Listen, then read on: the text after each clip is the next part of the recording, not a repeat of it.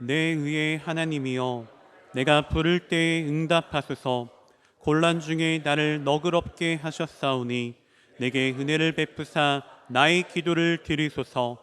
인생들아, 어느 때까지 나의 영광을 바꾸어 욕되게 하며 헛된 일을 좋아하고 거짓을 구하려는가? 야훼께서 자기를 위하여 경건한 자를 택하신 줄 너희가 알지어다. 내가 그를 부를 때에 야훼께서 들으시리로다. 너희는 떨며 범죄하지 말지어다. 자리에 누워 심중에 말하고 잠잠할지어다. 의의 제사를 드리고 야훼를 의지할지어다. 여러 사람의 말이 우리에게 선을 보일 자 누구뇨 하오니 야훼여, 주의 얼굴을 들어 우리에게 비추소서. 주께서 내 마음에 두신 기쁨은 그들의 곡식과 새 포도주가 풍성할 때보다 더하니이다. 내가 평안히 눕고 자기도 하리니 나를 안전히 살게 하시는 이는 오직 야훼이시니이다. 아멘. 오늘 말씀의 제목은 하나님과 동행하는 사람의 특징입니다. 한번 따라할까요? 하나님과 동행하는 사람의 특징. 오늘 본문 시편 4편은 다윗의 시입니다. 이제 많은 분들이 성경 인물 가운데 다윗을 좋아하시는데요. 다윗은 하나님과 동행하는 사람이었고 하나님의 마음에 합한 사람이었습니다. 우리가 하나님을 믿는다는 것을 다른 표현으로 하면 하나님과 동행하는 것이라고 할 수 있습니다. 일주일에 한 번 교회 나와서 예배 참석하는 것이 아니라 일주일 내내 삶의 자리에서 하나님과 동행하는 것입니다. 하나님은 우리의 있는 모습 그대로를 사랑하셔서 우리를 구원해 주셨습니다. 우리가 아직 죄인 되었을 때에 그리스도께서 우리를 위하여 죽으심으로 하나님께서 우리에게 대한 자기의 사랑을 확증해 주셨습니다.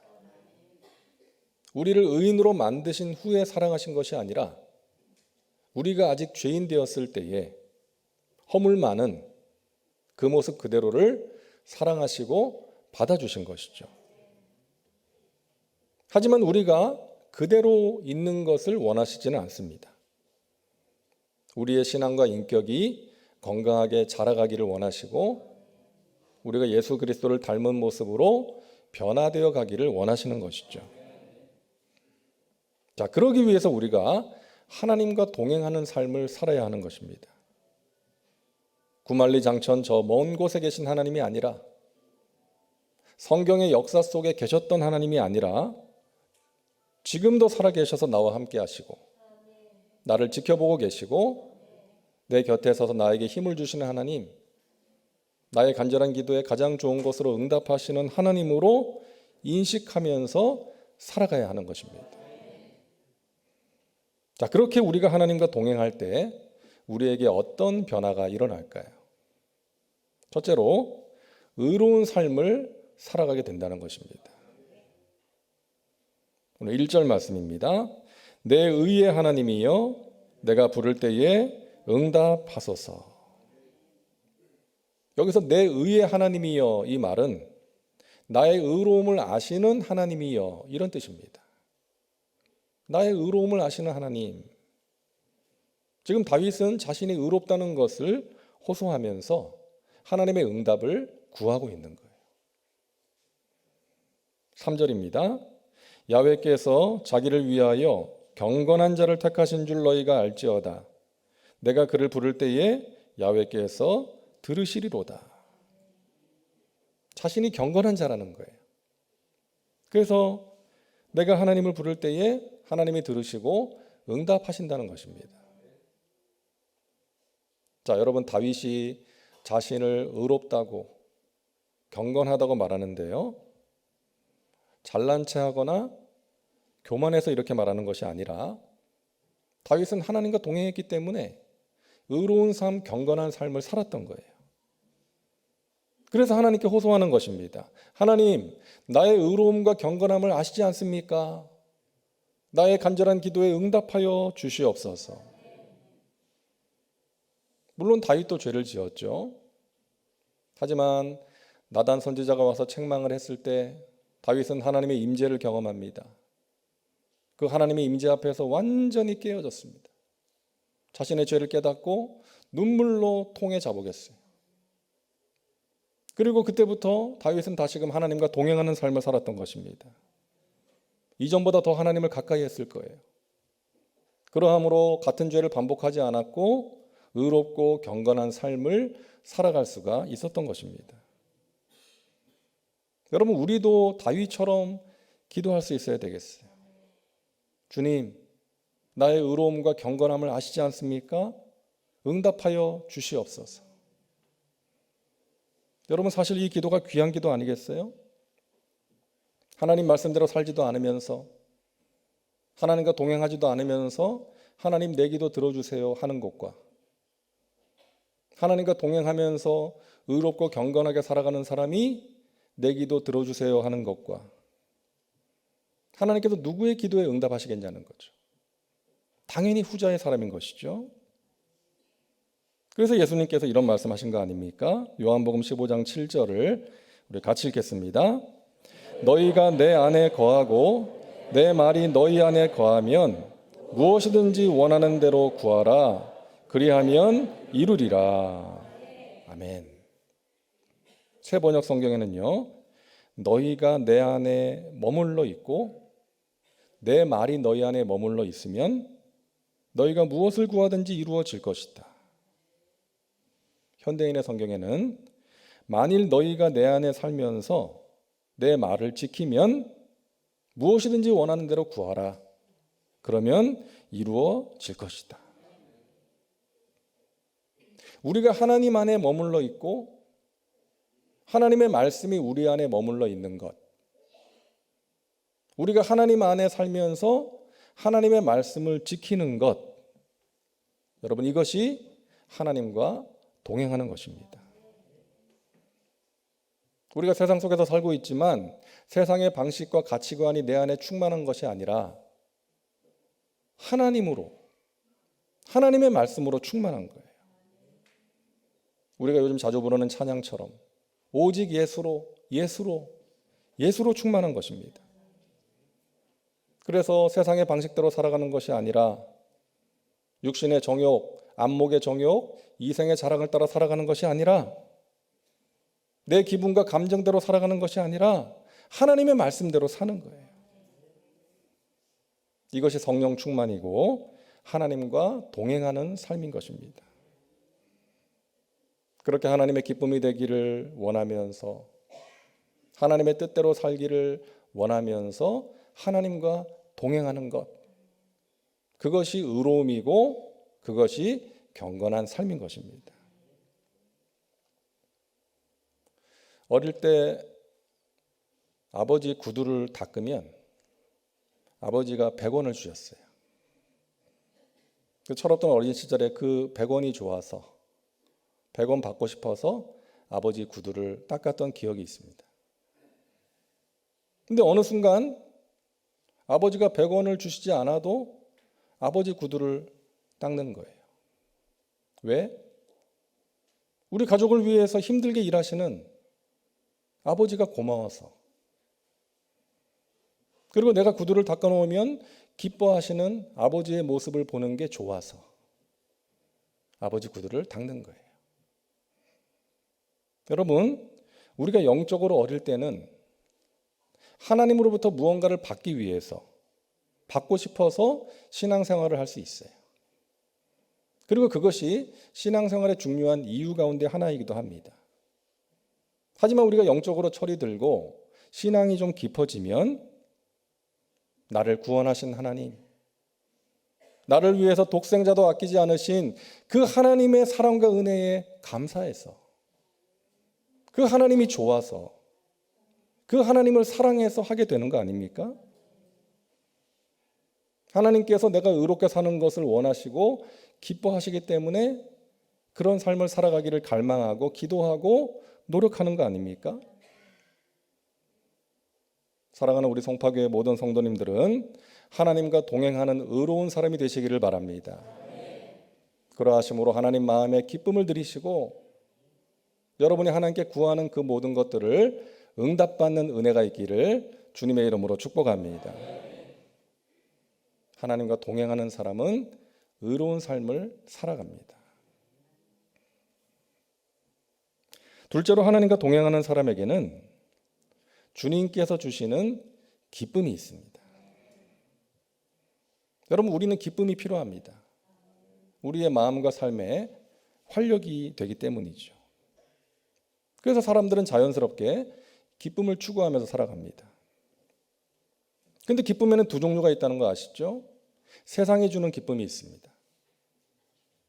육신의 정욕을 따라 살아갈 때에도 즐거움과 기쁨이 있어요. 우리는 그것을 쾌락이라고 말합니다. 세상이 주는 기쁨이에요. 또 한 가지 기쁨은 주님이 주시는, 주님 안에서 누릴 수 있는 기쁨이 있습니다. 여러분, 다윗은 참 감동적인 고백을 합니다. 오늘 7절 말씀을 우리 같이 읽을게요. 주께서 내 마음에 두신 기쁨은 그들의 곡식과 새 포도주가 풍성할 때보다 더하니이다. 아멘.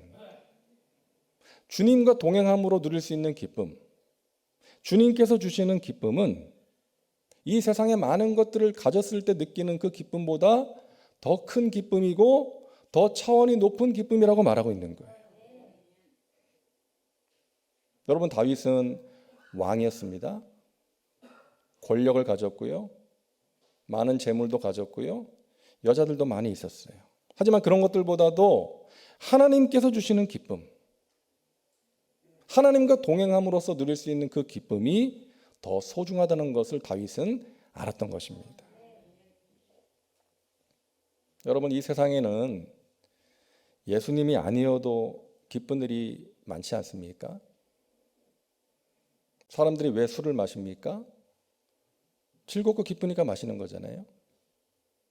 사람들과 어울려서 함께 술을 마시면서 속에 있는 이야기를 나누고 또 얼큰한 취기를 느끼면서 떠들어대는 것을 통해서 일종의 일탈을 느끼는 거예요. 그러면서 즐거워하는 것이죠. 좀처럼 속을 알기 힘든 사람이, 힘들었던 사람이 같이 술을 마시면서 속에 있는 이야기를 털어놓고 하룻밤 사이에 허물이 없는 친구가 되는 거예요. 어떻게 그렇게 잘하냐고요? 그냥 압니다. 그냥 알아요. 이게 얼마나 즐겁습니까? 그런가 하면 직장에서 승진하고 또 주식 투자로 돈을 벌면 얼마나 기뻐요. 또 사람들과 어울려서 운동을 하거나 취미를 즐기면 기쁨이 있는 것이죠. 근데 여러분, 그러한 기쁨은 어떻습니까? 오래가지 못한다는 거예요. 잠시 있다 사라지는 기쁨이라는 거예요.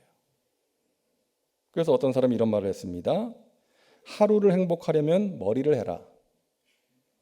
일주일 행복하려면 옷을 사라. 한 달 행복하려면 차를 사라. 1년 행복하려면 집을 사라.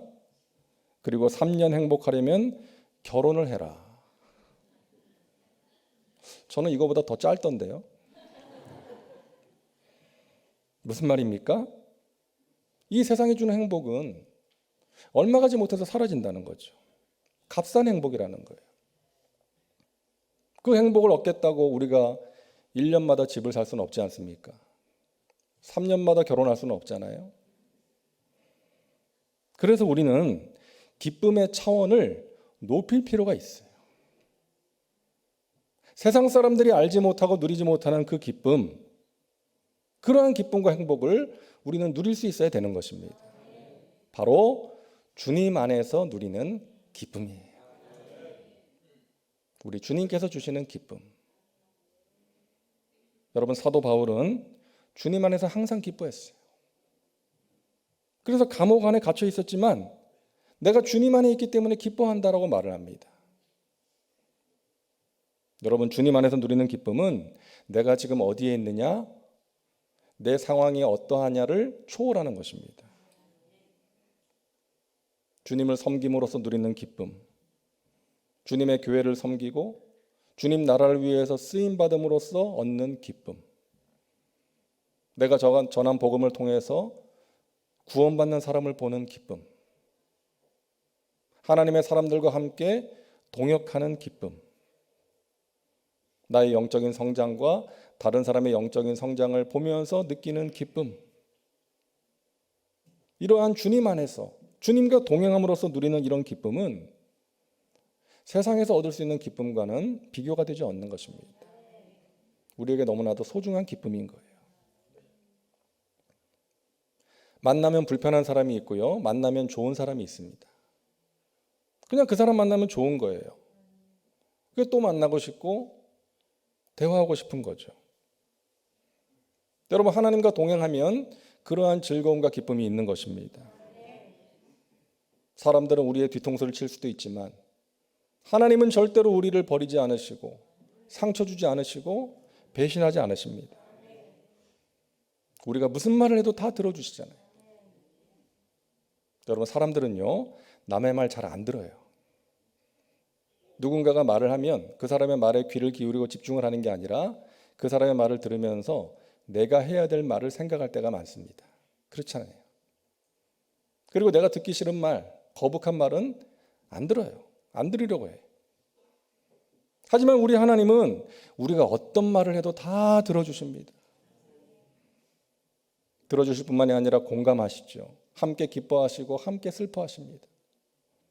공감만 하시는 것이 아니라 해결해 주시고 우리를 인도해 주십니다. 그래서 그분을 만나면 좋은 거죠. 그분과 대화하면 즐거운 거예요. 그분과 동행할 때 세상에 줄 수 없는 기쁨이 있는 것입니다.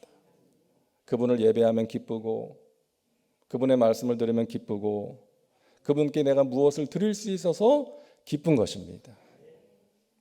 이와 같은 기쁨이 저와 여러분 안에 있게 되시기를 주님의 이름으로 축원합니다. 예배드림이 우리의 기쁨이 될 수 있기를 바랍니다. 하나님을 위해서 봉사 헌신하는 것이 우리의 기쁨이 될 수 있기를 바랍니다. 주님 안에서 누릴 수 있는 만족과 기쁨, 주님이 우리에게 주시는 환경을 초월한 기쁨이 우리에게 필요한 거예요. 여러분, 최고의 갑부였지만 더 갖고 싶다고 했던 록펠러와 감옥 안에 있으면서도 기뻐한다고 외쳤던 사도 바울, 과연 누가 더 행복한 사람이었을까요? 여러분, 이 세상의 소유가 주는 행복은 얼마 가지 못하는 거예요. 만족이 없는 거예요. 계속해서 더 갖고 싶은 거예요.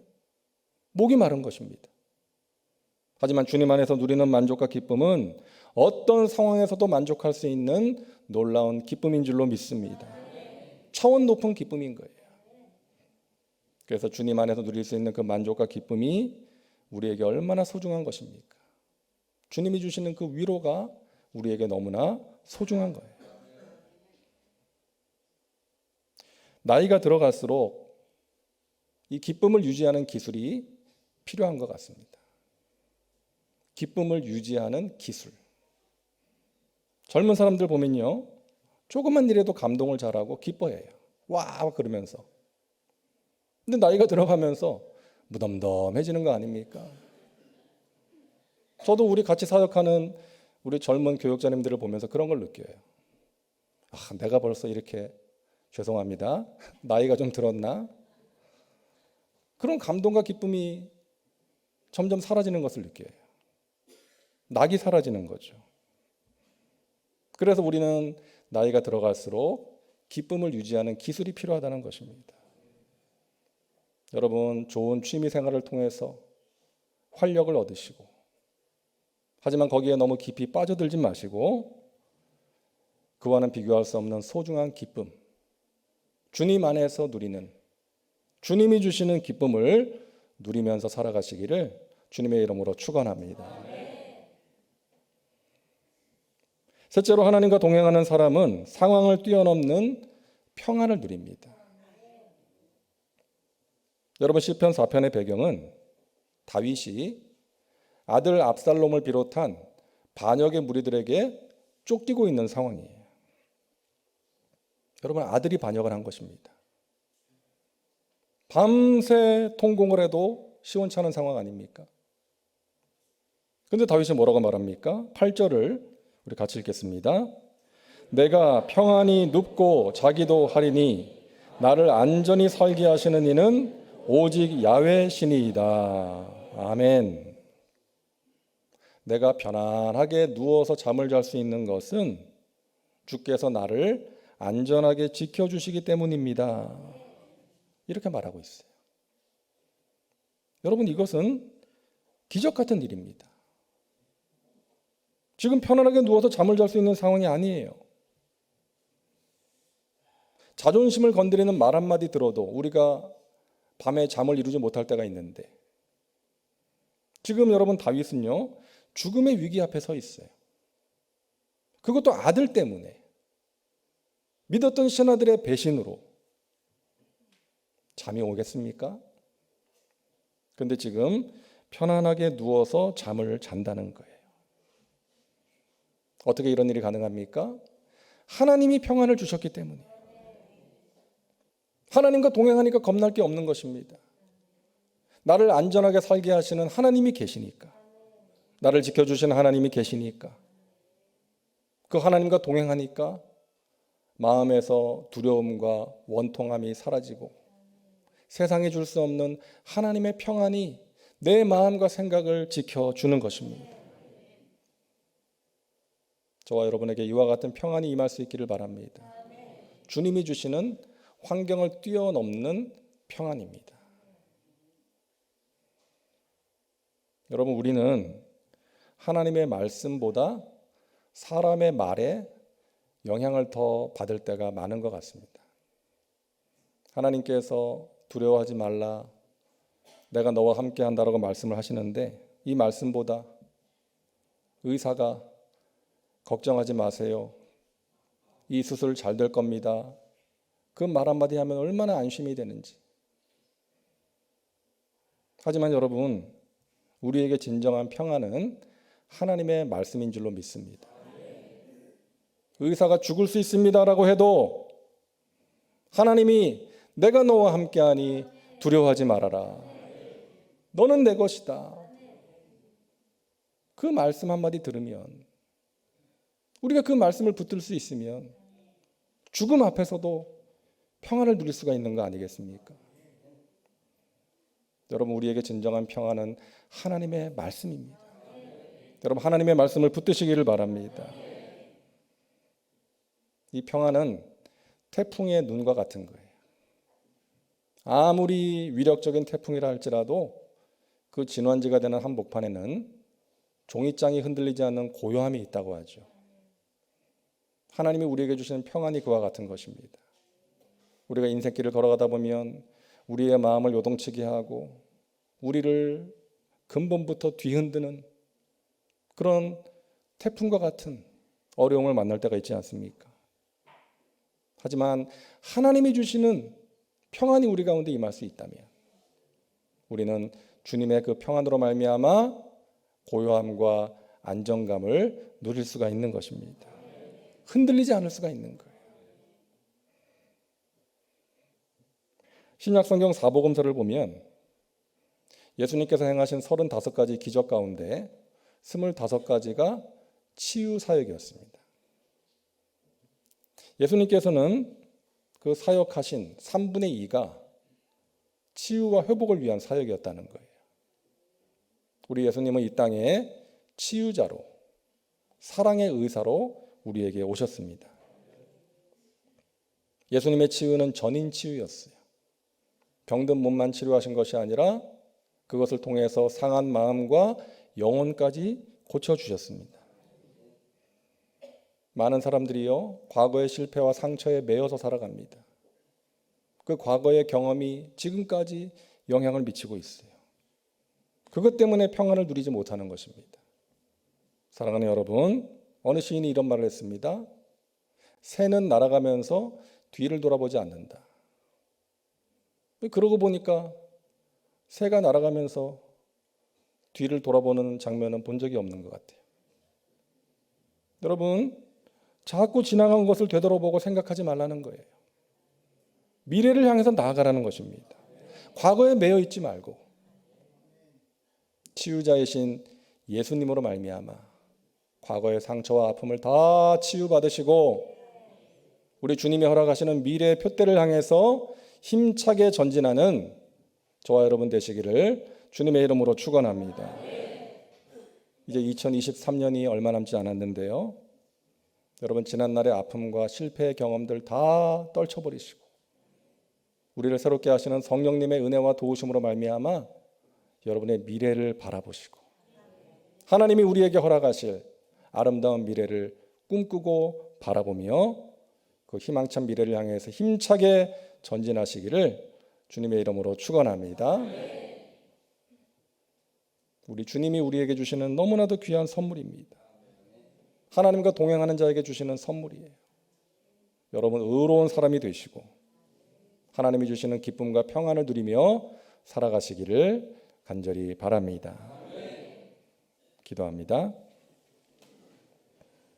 좋으신 하나님, 하나님과 동행하는 자들에게 주시는 귀한 선물이 무엇인지를 알게 하시니 감사합니다.